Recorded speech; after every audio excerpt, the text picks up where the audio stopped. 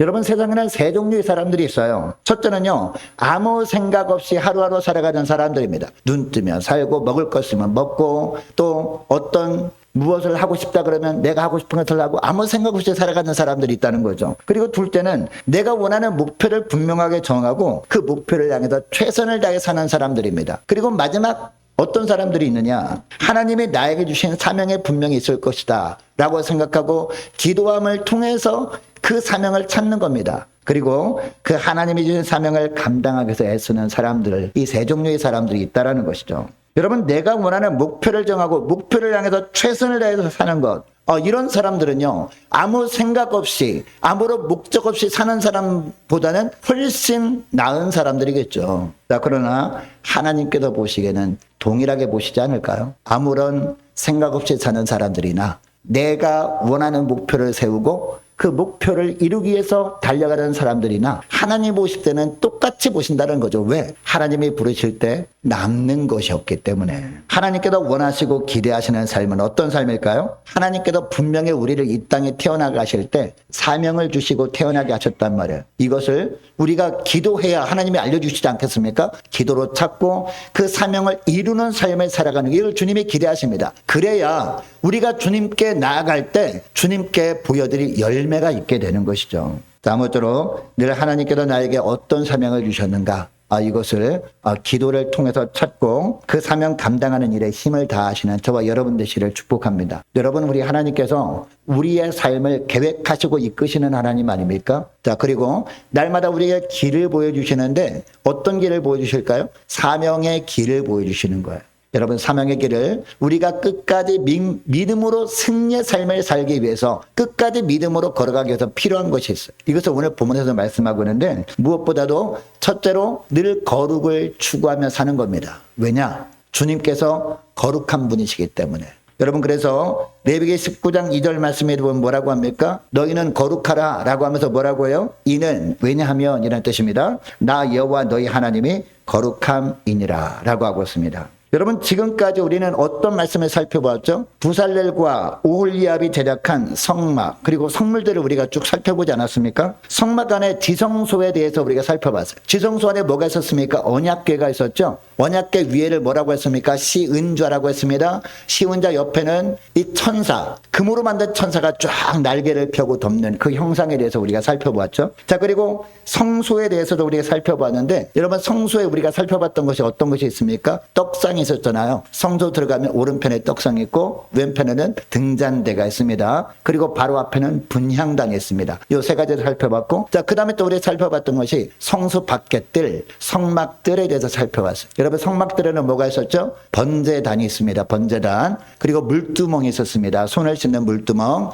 그리고 또 뭐가 있었죠? 바로 울타리. 바로 성막 울타리에 대해서 우리가 살펴보았죠. 다 기억나시죠? 자, 이제 오늘 본문에 보니까 성막에서 하나님을 섬길 대제사장과 제사장의 의복을 만드는 장면이 나오고 있습니다. 자, 1절 말씀 보세요. 1절 보니까 그들은 여호와께서 모세에게 명령하신 대로 청색자색 홍색실로 성소에서 섬길 때 입을 정교한 옷을 만들고 또 아론을 위해 거룩한 옷을 만들었더라 라고 하고 있습니다. 여러분, 이 구절에 보면 특별히 모세에게 명령하신 대로라는 구절이 나와요. 여러분, 이 구절은 특별히 우리가 읽은 이 출애굽기 39장 말씀 한 장에만 보면 몇 번 나온지 아십니까? 9번이나 계속 반복되어 나오고 있습니다. 여러분, 이것을 통해서 무엇을 보여주고 있습니까? 여러분, 우리는 거룩을 추구하며 살아야 되는데 거룩을 추구하며 사는 삶이 어떤 삶인지를 보여주는 거예요. 다른 것이 아닙니다. 남들 볼 때 저 사람 홀리하네 이런 말을 듣는 것이 거룩한 삶을 추구하는 것이 아니라 어떻게 하든지 주님께서 말씀하신 대로 행하며 사는 것이 바로 거룩한 삶이다라는 겁니다. 이것을 보여주고 있는 거예요. 여러분, 그래서 사도 바울도 고린도전서 4장 2절에 보니까 뭐라고 하느냐, 맡은 자들에게 구할 것은 충성이니라 라는 말씀 우리가 너무나 잘 알지 않습니까? 여러분, 여기에 충성은 어떤 걸 말하죠? 주님께서 말씀하신 대로 행하는 것이 바로 충성인 줄 믿으시기 바랍니다. 이 말씀을 하는 거예요.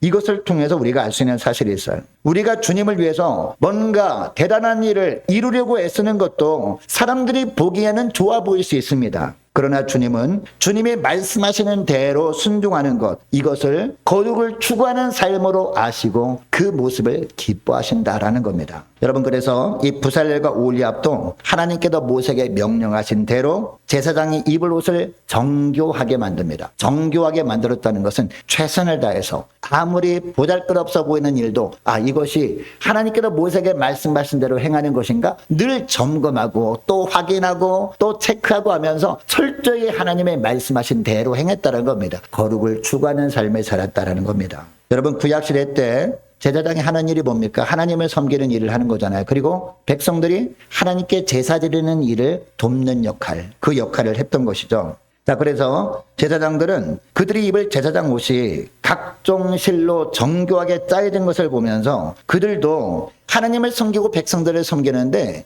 하나님의 말씀대로 행해야 되겠다. 거룩을 추구하며 살아야 되겠다. 이렇게 결단했을 겁니다. 자, 그래서 제사장들이 하나님과 백성들을 섬기는 사명을 잘 감당하기 위해서 우선되어야 하는 것이 있었습니다. 그게 뭐냐? 거룩한 옷을 만드는 거예요. 그래서 이처럼 옷을 아무렇게나 만들지 말고 이 옷을 거룩하게 만들라라고 하고 있는 겁니다. 이것을 우선하지 않으면 어떻게 될까요? 주님을 위한 섬김이라고 하면서 주를 위한 일에 열심을 내느라 하나님이 원하시는 거룩한 삶에는 등한시할 수 있었던 것이죠. 자, 그리고 거룩한 삶을 추구하면서 주를 섬기는 일을 하지 않으면 어떻게 될까요? 주를 섬기는 일을 한다고는 하는데 정작 그것이 나를 섬기는 게 돼버려가지고 어떤 사역의 열매가 나타날 때 자신을 드러내려고 한다는 겁니다. 교만하게 그렇지, 내가 이런 사람이지, 이 정도의 사람이지 라고 하면서 자신을 드러내려고 할 수 있다는 겁니다. 더 나아가 사람들이 알아주지 않으면 어떻게 될까요? 사람들이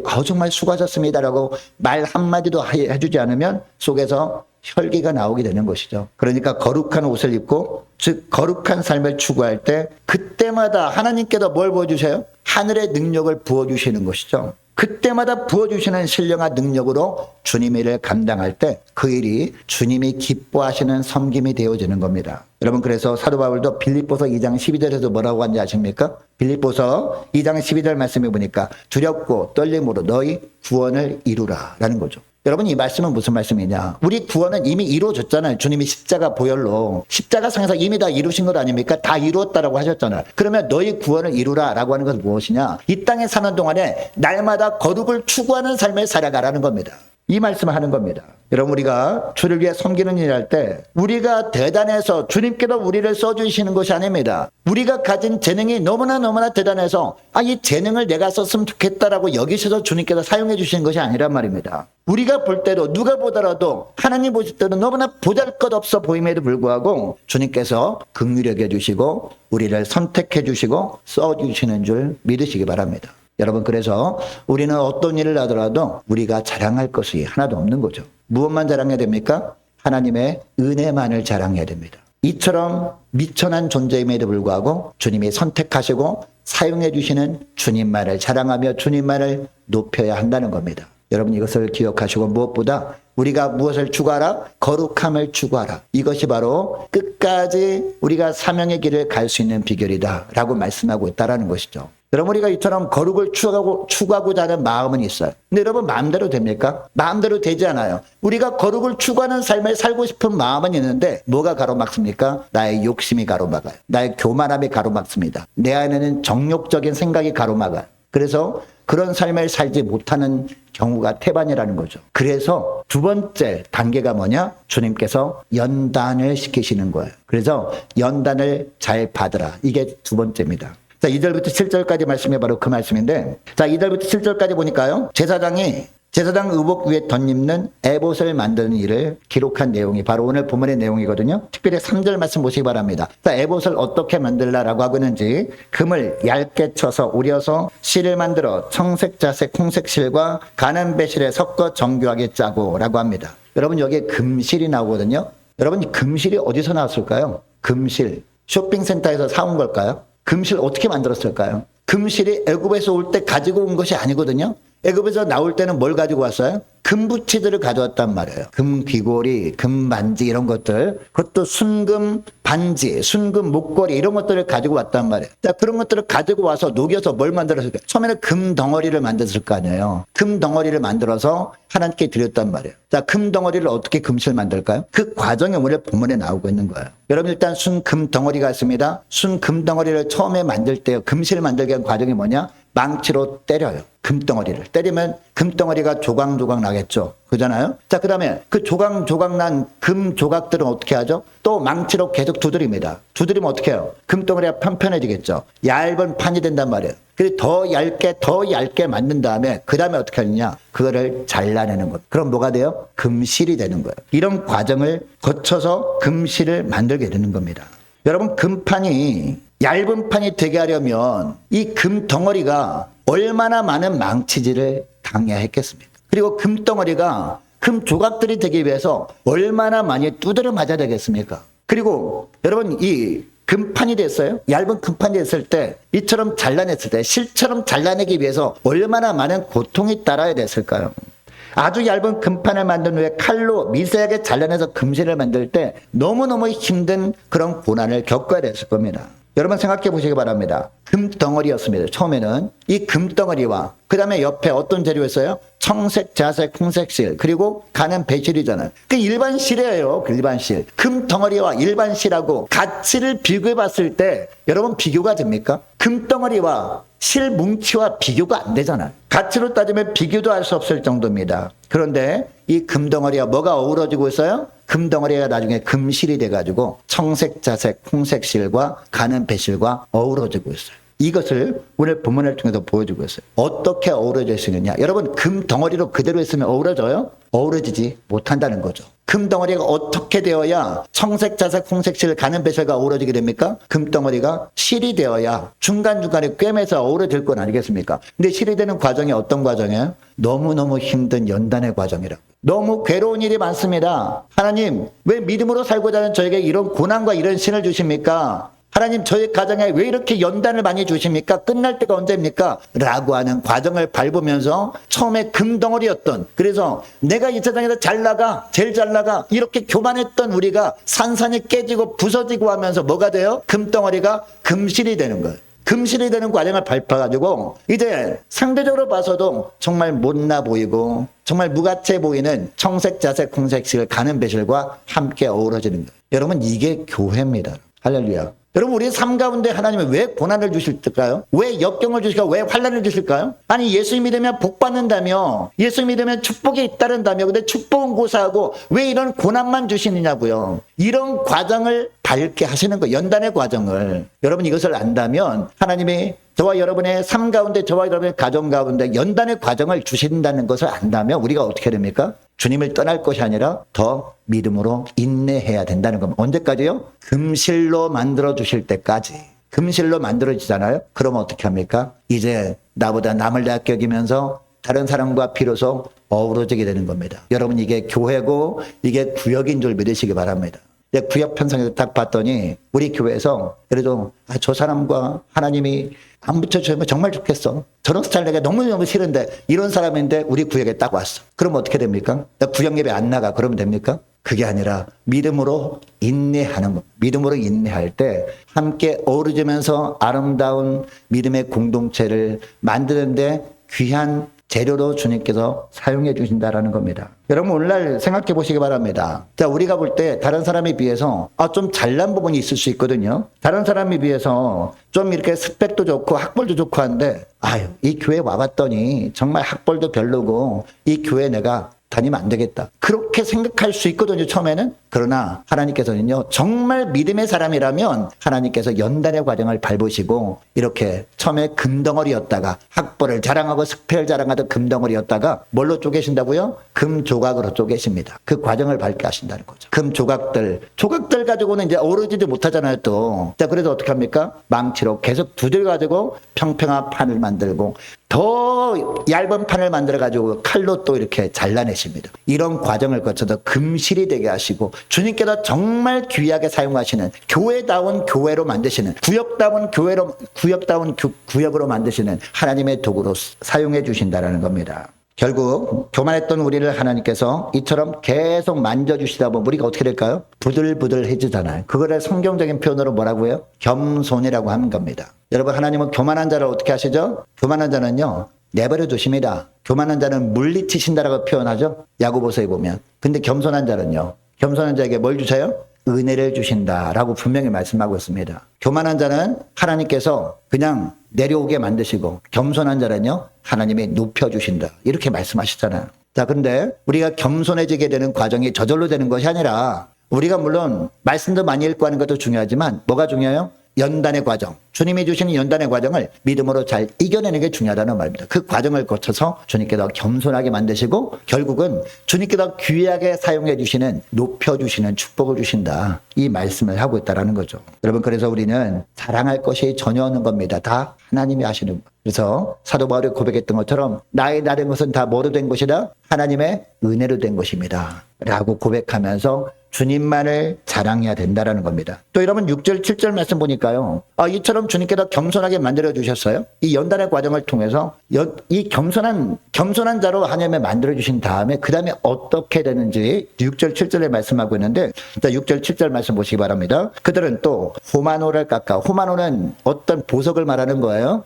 호마노를 깎아 금태에 물려 도장을 새긴같이 이스라엘의 아들들의 이름을 그것에 새겨 에봇 어깨바지에 달아 이스라엘의 아들들을 기념하는 보석을 삼았으니 여호와께서 모세에게 명령하신 대로 하였더라라고 하고 있습니다. 자, 호마노를 2개를 깎습니다. 거기에 한쪽에는 이스라엘 지파 12지파 중에서 6지파 이름, 또 한쪽에는 다른 6지파 이름, 총 몇 지파? 12지파 이름을 호마노 2개 깎아서 이 어깨에 이렇게 달게 한다는 거죠. 이거를 고정을 시키는 거예요. 고정을 시킨 옷이 어떤 옷이다? 제사장이 입는 옷이다. 특별히 대제사장이 입는 옷이에요. 자, 생각해 보시기 바랍니다. 대제사장이 이스라엘 백성들이 모든 죄악들을 가지고 하나님 앞에 나가는 것이 이제 제사를 집전하는 거거든요. 이제 성소로 들어갑니다. 자, 그런데 혼자 들어가는 거예요? 혼자 들어가는 것이 아니죠. 이 어깨에 누가 있어요? 이스라엘 12지파의 이름이 있잖아요. 그 사람들의 이름을 이렇게 어깨에 메고 가는 겁니다. 대표로 간다라는 의미죠. 이스라엘 백성이 대표로 가는 겁니다. 자, 그래서 하나님께 예배를 드릴 때, 하나님께 제사를 드릴 때